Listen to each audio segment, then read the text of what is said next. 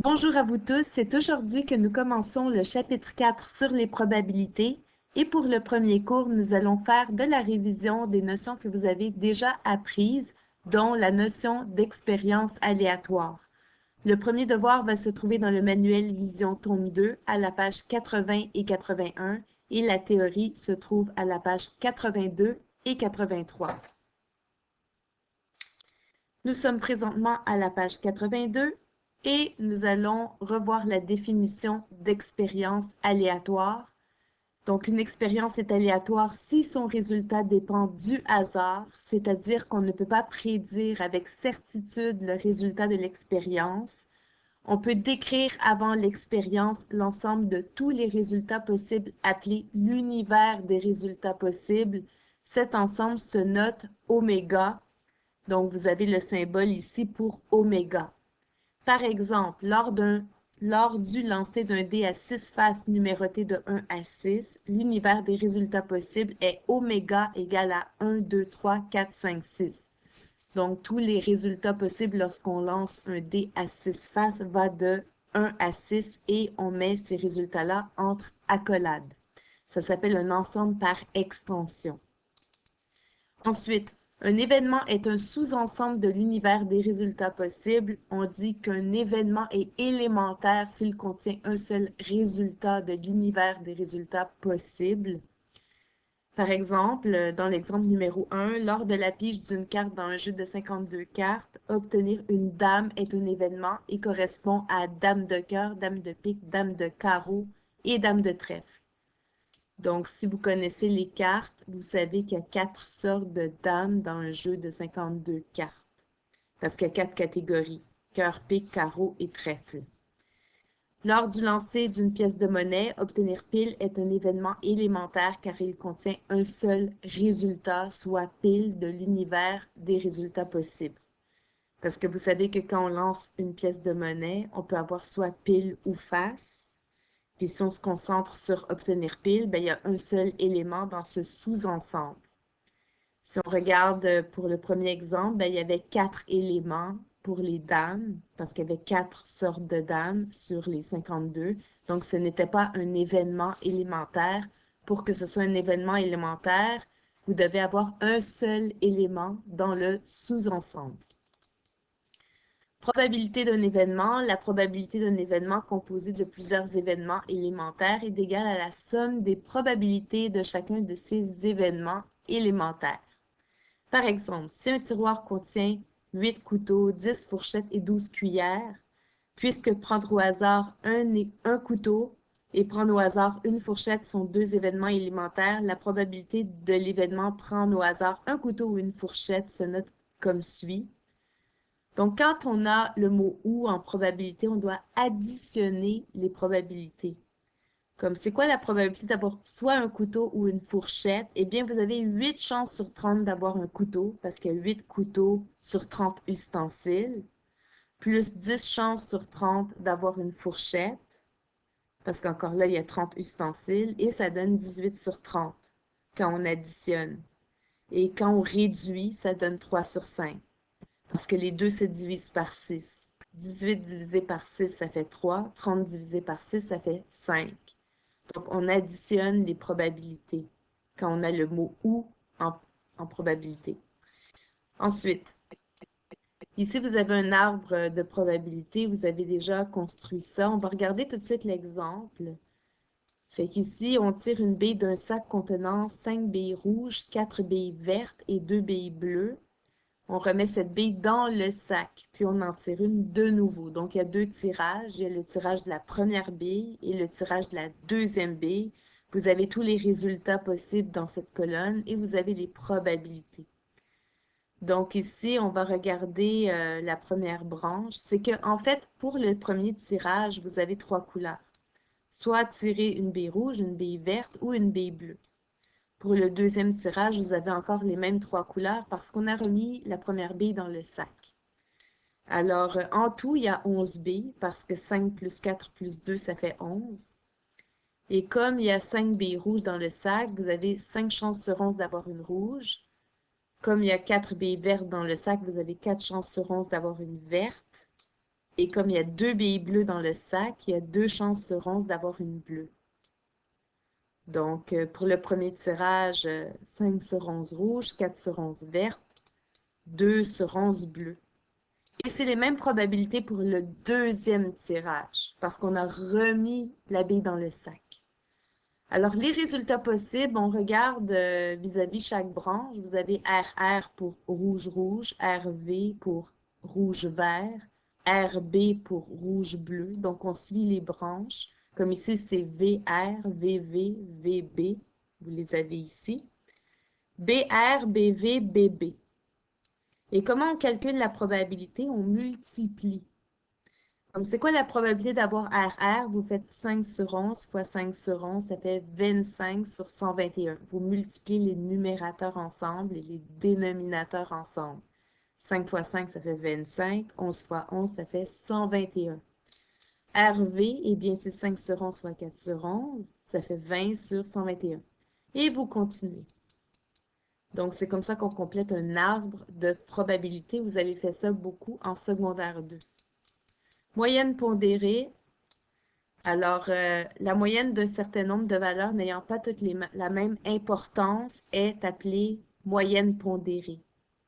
On va regarder le tableau ensemble. Imaginez un examen de fin d'année blocage horaire. Généralement, il y a la partie A à choix multiples, la partie B à réponse courte et la partie C à développement. OK? C'est comme ça en maths, mais peut-être que c'est comme ça aussi en géographie, je ne le sais pas. Alors, imaginez que la partie A compte pour 75% de la note et la... Non, c'est pas ça, je suis désolée. Imaginez que vous avez eu 75% dans la partie A et que la partie A vaut 20% de la note. Imaginez que la partie B, ben, vous avez eu 72% et ça vaut 30% de la note. Et pour la partie C, vous avez eu 88% et ça vaut 50% de la note. Donc, c'est la partie C qui vaut le plus. C'est quoi votre note en bout de ligne? Vous devez multiplier. Faire 75% fois 20%, plus 72% fois 30%, plus 88% fois 50%. C'est ce qu'ils ont fait ici. C'est qu'ici, ils ont mis les nombres les pourcentages en nombre décimal. 75%, c'est comme 0,75. C'est comme 75 divisé par 100. 20%, c'est comme 0,2. Donc, ils ont multiplié 0,75 fois 0,2. OK? Plus 0,72 fois 0,30. Plus 0,88 fois 0,5. Et ça donne en bout de ligne 80,6%. Ça, c'est votre note finale. C'est comme ça qu'on calcule la moyenne pondérée. Donc maintenant, allons voir le devoir. Je vais l'expliquer rapidement. Le devoir est à la page 80 et 81. C'est une activité d'introduction. Donc, pour le premier problème, vous avez la transmission d'un message radio. Vous avez des relais qui transmettent un message radio. Vous avez un émetteur et un récepteur. Fait que le schéma ci-dessous illustre un émetteur, un récepteur et 3 relais qui permettent la transmission d'un message radio. La probabilité de défaillance du relais, bon, c'est mal imprimé. Du relais 1, c'est 10%, celle du relais 2 est 4% et celle du relais 3 est 13%. Complétez cet arbre de probabilité. Donc, ici, c'est pas compliqué, vous devez compléter. Donc, il y a 2 possibilités pour chaque relais, soit qu'il soit défaillant, ça veut dire défectueux, ou qu'il soit opérationnel. OK? Ça veut dire qu'il va fonctionner. Fait qu'ici, c'est pas compliqué. Pour le relais 1, vous mettez DO. Pour le relais 2, DO, DO, vous répétez. Pour le relais 3, DO, DO, DO, DO. OK? Donc ici, s'il y a 10% de chances qu'il soit défaillant, le relais 1, ben automatiquement, il y a 90% de chances qu'il soit opérationnel. Donc, il faut qu'ici, la colonne donne 100%. Pour le relais 2, eh bien, s'il y a 4% de chances qu'il soit défaillant, automatiquement, il y a 96% de chances qu'il soit opérationnel, parce que les deux ensemble doivent donner 100%. Donc, vous répétez ici 4,96. Donc, comme vous avez mis 4,96 en haut, vous mettez 4,96 en bas. Parce qu'ici, vous allez avoir encore des hauts. Et si le relais 3 a 13% de chance qu'il soit défaillant, automatiquement, il y a 87% de chance qu'il soit opérationnel. Donc, vous répétez 13,87, 13,87, 13,87, 13,87.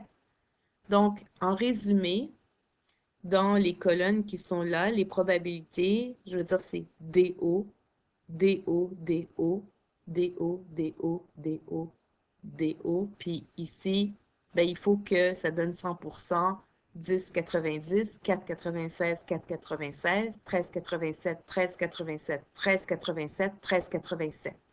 Donc là, je l'ai complété avec vous, OK? Parce que c'est peut-être pas clair pour tout le monde. Puis là, pour les résultats, ben, vous regardez les branches. Comme vous avez DDD ici, DDO ici. Là, vous allez avoir DOD, vous l'écrivez là, DOO. Puis là, vous continuez. Puis la probabilité, eh bien, vous multipliez. 10%, c'est comme 0,1. 4%, c'est comme 0,04. Puis 13%, c'est comme 0,13. Donc, vous multipliez 0,1 fois 0,04 fois 0,13 et vous écrivez la réponse. Puis pour DDO, ben ici, il y a un 87. Donc, 0,1 fois 0,04 fois 0,87. Et vous écrivez la réponse. Vous complétez l'arbre tout simplement. Ensuite, là, vous avez un problème avec le revenu familial. Les tableaux ci-dessous fournissent des renseignements au sujet de 3 écoles d'une municipalité. Donc, dans l'école A, il y a 1450 élèves. Dans l'école B, il y a 723 élèves. Dans l'école C, il y a 987 élèves. Là, vous avez un tableau avec des données regroupées en classes. Quel est le revenu familial moyen pour les élèves de l'école A? Donc, je vais vous expliquer comment on fait. Combien gagnent en moyenne les parents des élèves de l'école A? Fait que là, vous allez prendre la colonne juste pour l'école A. Puis quand vous avez des données regroupées en classe, vous devez prendre le milieu de chaque classe. Comme c'est quoi le milieu de 20 et 30? Eh bien, c'est 25. C'est quoi le milieu de 30 et 40? C'est 35.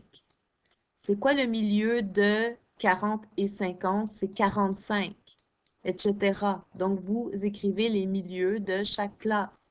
Et qu'est-ce que vous faites après? Vous multipliez. Ici, pourcentage des élèves, c'est 10%. Puis là, ici, revenu familial, ben, c'est en milliers de dollars. OK? Fait que, ben, à la fin, vous pouvez juste écrire K dollars pour comprendre que c'est en milliers de dollars. Alors, ici, c'est 10%, c'est comme 0,1. Ici, c'est 7%, c'est comme 0,07. Ici, c'est 22%, c'est comme 0,22. Donc, qu'est-ce que vous faites avec la calculatrice pour calculer le revenu moyen? Vous faites 25 fois 0,1 plus 35 fois 0,07 plus 45 fois 0,22 plus 55 fois 0,24, etc. jusqu'à temps que la colonne soit finie. Et à la fin, vous allez avoir le revenu moyen des parents, des élèves qui vont à l'école A. Vous faites la même chose pour l'école B. 25 fois 0,02 plus 35 fois 0,23 plus 45 fois 0,42, etc. Et vous allez avoir le revenu moyen des parents, des élèves qui vont à l'école B. Puis vous faites la même chose pour l'école C. Donc là, ça va vous permettre de répondre à la question A. Dans quelle école le rapport du nombre d'élèves dont le revenu familial est entre 20 et 40 000 au nombre d'élèves dont le revenu familial est de 80 à 100 000 est-il le plus élevé? OK, là, je vais juste effacer pour ne pas vous mélanger. Donc, les parents qui gagnent entre 20 et 40 000, là, pour l'école A, c'est 17. Puis, les parents qui gagnent entre 80 et 100 000, ben c'est 6. Alors, pour l'école A, qu'est-ce que vous faites? Pour avoir le rapport, vous faites 17 divisé par 6. Combien ça donne, ça, quand vous faites 17 divisé par 6? OK? Vous le faites avec la calculatrice. Pour l'école B, ben, c'est quoi le rapport des parents qui gagnent entre 20 et 40 000 sur 80 et 100 000? Ben, c'est 25 sur 4. 25 sur 4. Combien ça donne, ça? Puis vous faites la même chose pour l'école C. OK? 6 sur 26. Là, vous allez savoir, ici, dans quelle école le rapport est-il le plus élevé? C'est ça qu'on cherche. Donc, on veut savoir si le rapport est plus élevé, ça veut dire que l'école, elle est plus pauvre. OK? Elle est plus défavorisée. Parce que s'il y a plus de parents qui gagnent entre 20 et 40 000 que de parents qui gagnent entre 80 et 100 000, ça veut dire que l'école, elle est plus pauvre. Donc, c'est ça le but de l'exercice. Un budget de 1 million de dollars est réparti entre ces écoles proportionnellement au nombre d'élèves dans chacune des écoles. Quelle est la somme allouée à l'école? Donc, ici, vous devez faire le produit croisé. Je vais juste effacer. Alors, c'est très simple. D'abord, vous devez connaître le nombre total d'élèves. Donc, vous faites ça plus ça plus ça. OK? C'est quoi le nombre total d'élèves? 1450 plus 723 plus 987, ça donne combien? Puis après ça, ben, vous faites le produit croisé. Par exemple, pour l'école A, eh bien, euh, ici, il y a 1450 élèves. Attends, je vais mettre l'argent en haut, ça va être plus facile. Donc, je vais mettre X, parce que combien l'école A doit recevoir d'argent sur 1 million de dollars? Comme ça, 1 million de dollars. Et donc, ici, il y a 1450 sur le nombre total d'élèves. C'est le produit croisé. Donc, vous allez multiplier X par le total d'élèves. Non, non, excusez. Vous allez faire 1 million fois 1450 divisé par le nombre total d'élèves. C'est le produit croisé. Parce qu'on veut savoir combien d'argent on donne à l'école A, à l'école B et à l'école C, et c'est proportionnel au nombre d'élèves. Donc, combien d'argent sur 1 million égale à combien d'élèves sur le total d'élèves. Et là, vous faites le produit croisé, 1 million fois 1450 divisé par le nombre total d'élèves. Puis vous faites la même chose pour l'école B. Donc, c'est le produit croisé. Alors, j'espère que mes explications vous auront aidé. Et de toute façon, en classe, je vais pouvoir être là pour répondre à vos questions. Donc, on a fait l'introduction des probabilités, mais on va apprendre la matière de secondaire 5 prochainement. Bonne journée!